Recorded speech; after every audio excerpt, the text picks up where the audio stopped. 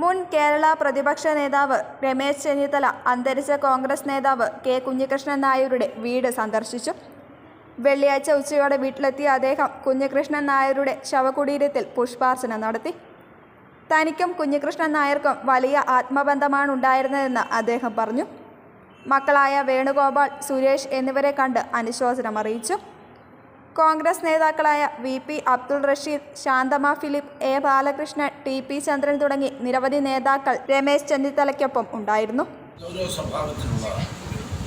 ദാവൂദ് ഇബ്രാഹിമിനേക്കാൾ കൂടുതൽ കുറ്റം ചെയ്യുന്ന ആളാണ് ADGP ജോഹൻ ജോർഡൻ എന്ന് പറയുമ്പോൾ നമ്മൾ എവിടെ നിൽക്കുന്നു?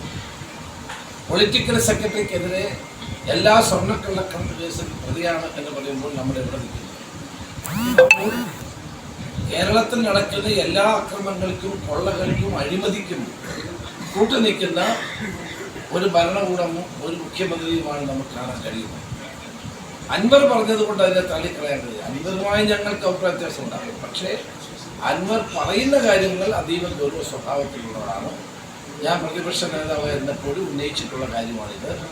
അതുകൊണ്ട് ഇതിനെ സംബന്ധിച്ച് ജുഡീഷ്യൽ അന്വേഷണം ഉണ്ടാകണം എന്ന് തന്നെയാണ് ഞങ്ങളുടെ അഭിപ്രായം.